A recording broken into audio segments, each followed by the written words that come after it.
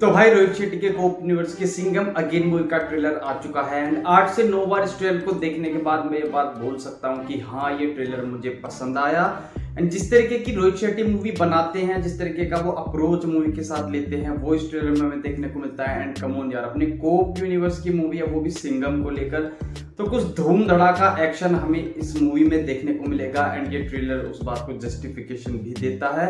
And जिस तरीके से रोहित शेट्टी ने इस मूवी को बनाने के लिए, इस ट्रेलर को एडिट करने के लिए अप्रोच ली है, वो ट्रेलर में दिख कर आता है कि उन्होंने बताने की कोशिश की है कि ये एक सिंघम की मूवी है, लेकिन साथ ही साथ इसमें हमें असेंबल भी देखने को मिलेगा, कुछ अवेंजर्स टाइप का। एंड जैसा हमने इस मूवी के बारे में सुना था कि ये मूवी रामायण से इंस्पायर्ड होकर एक मॉडर्न एडेप्टेशन हमारे सामने रखेगी, तो ट्रेलर से ये बात साफ हो जाती है कि हाँ ये मूवी रामायण से हेविली इंस्पायर्ड है। तो इस मूवी के जितने भी स्टार्स हैं, मतलब जितने भी कोप यूनिवर्स में पुलिस वाले हैं, वो रामायण के सभी कैरेक्टर्स को रिप्रेजेंट करेंगे। जहां ट्रेलर से ये बात साफ हो जाती है कि अपने अजय देवगन श्री राम को प्रेजेंट करेंगे एंड करीना कपूर मां सीता को, साथ ही टाइगर श्रॉफ एज लक्ष्मण जी को रिप्रेजेंट करेंगे एंड अपने बजरंगबली को एनर्जेटिक रणवीर सिंह। एंड दीपिका पादुकोण का जो कैरेक्टर है शक्ति शेट्टी, वो मेरे हिसाब से दो चीजों को रिप्रेजेंट करेगा। पहला तो अपने रामायण में जितनी भी महिलाओं ने श्री राम की मदद की थी, वो उनको रिप्रेजेंट करेंगे शक्ति के नाम से। तो भाई इस बात को मैं अलग से एड्रेस कर रहा हूँ क्योंकि मेन वीडियो में मैं इसे बताना भूल गया था। जो अपने शक्ति शेट्टी का कैरेक्टर होगा वो शायद से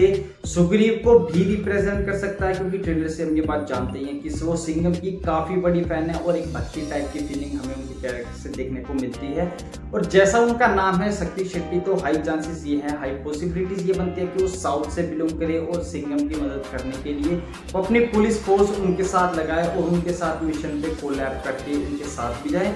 और जैसा हमने रामायण के टाइम पर देखा था कि सुग्रीव जी ने अपनी सेना श्री राम के साथ भेजी थी और उनके साथ मां सीता को बचाने के लिए उस मिशन पर भी गए थे, तो इसी तरीके की अप्रोच के साथ हमें उनका कैरेक्टर भी देखने को मिल सकता है। एंड अपने अक्षय कुमार जो हमेशा हेलीकॉप्टर से एंट्री लेते हैं, वो इस मूवी में जटायु को रिप्रेजेंट करेंगे। और अगर ऐसा होता है तो सैक्रिफाइस तो मैं उनका एक्सपेक्ट नहीं करूंगा, लेकिन एक हैवी डैमेज मैं रोहित शेट्टी के एंड से जरूर देखना चाहूंगा जो उनके कैरेक्टर को शाइन करा दे। इस मॉडर्न रामायण के रावण होंगे अपने अर्जुन कपूर, जो रावण के 10 सिर यानी उनकी 10 पर्सनैलिटी को रिप्रेजेंट करते हुए हमें नजर आएंगे। साथ ही बीडू भैया यानी अपने जैकी श्रॉफ भी इस मूवी में नजर आएंगे, जो एक डीमन को रिप्रेजेंट करते हुए नजर आएंगे, जिन्हें श्री राम ने जबरदस्ती पकड़कर अपने पास लाया था। जिस तरीके का ये ट्रेलर है तो देखकर पता चलता है कि रोहित शेट्टी ने इसे दिल और जान से बनाया है। एंड इस बार मूवी की स्टोरी हमें इंटरनेशनल लेवल पर भी देखने को मिलेगी, जहां पर भारत एंड श्रीलंका के बीच हमें टेंशन देखने को मिलेगी। एंड अपने कोप यूनिवर्स के बड़े बड़े धुरंधर सिंघम की मदद करने के लिए एक साथ असेंबल होंगे।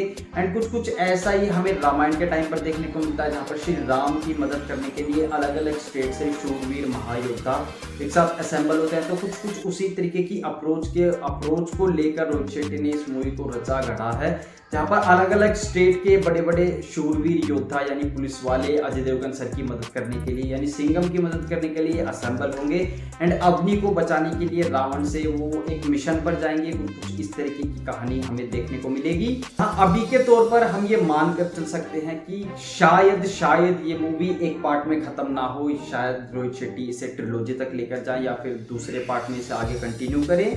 एंड विलन की साइड से मैं देखना चाहूंगा कि अर्जुन कपूर कितना पोटेंशियल रखते हैं कि इस मूवी में वो अपनी छाप छोड़ पाए और एक बेहतरीन विलन, एक बैडएस कैरेक्टर हमारे सामने वो रख पाए जो याद करने लायक हो। क्योंकि जब तक विलन हैवी नहीं पड़ेगा, अपनी हीरो की टीम अपना हीरो शाइन नहीं कर सकते। तो सबसे जरूरी बात है विलन की साइड को प्रॉपर तरीके से ग्रूम करना। एंड मैं चाहूंगा कि रोहित शेट्टी इसमें अच्छे से खेल पाए। रोहित शेट्टी का काम हमने देखा ही हुआ है, तो जिस तरीके की वो मूवी बनाते हैं, जिस अप्रोच के साथ वो मूवी बनाते हैं एंड जिस तरीके से वो डिसीजन लेते हैं, उनसे हम बखूबी वाकिफ हैं।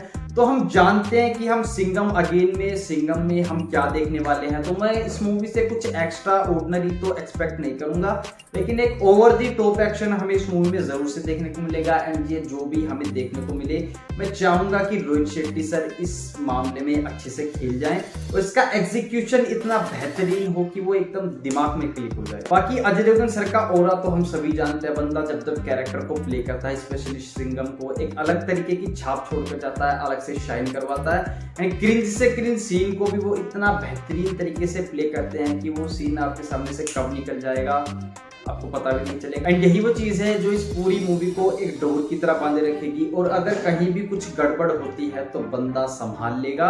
बाकी रिपोर्टेडली फिलहाल के लिए ये एक रूमर ही है, लेकिन शायद मूवी के क्लाइमैक्स में हमें चुलबुल पांडे यानी अपने सलमान भाई का कैरेक्टर अपीयरेंस देखने को मिल जाए। और अगर रोहित शेट्टी इस तरीके का डिसीजन लेते हैं तो वो काफी मतलब भाई बहुत ज्यादा हार्ड हो जाएगा, क्योंकि चुलबुल पांडे एंड सिंघम की टाइमलाइन काफी अलग है। और अगर ये दोनों एक साथ आते हैं तो मल्टीवर्स का कॉन्सेप्ट इसमें आ जाएगा और एक तरीके की टाइमलाइन कोलैप्स कर जाएगी। इसका हिंट मैं आपको देता हूं, प्रकाश राज जो चुलबुल पांडे के लिए दबंग 2 में विलन थे एंड इन्होंने ही सिंघम में जयकांत शिकरे का कैरेक्टर प्ले किया था। तो ये था सिंघम अगेन को लेकर मेरा वीडियो। अब मैं आपसे जानना चाहूंगा कि आपने ये ट्रेलर देखा तो कैसा लगा, एंड इस मूवी को लेकर आप क्या फील करते हैं वो कमेंट्स में जरूर बता देना। और ये वीडियो अच्छा लगा हो तो लाइक कर देना, अपने दोस्तों के साथ जरूर से शेयर कर देना, और इस चैनल पर कहीं से नए आए हैं तो सब्सक्राइब करना मत भूलना। और अगर सब्सक्राइब नहीं करोगे तो कोप यूनिवर्स के कोप्स को तुम्हारे घर भेज दूंगा तुम्हारे कारनामों का चिट्ठा खोलने।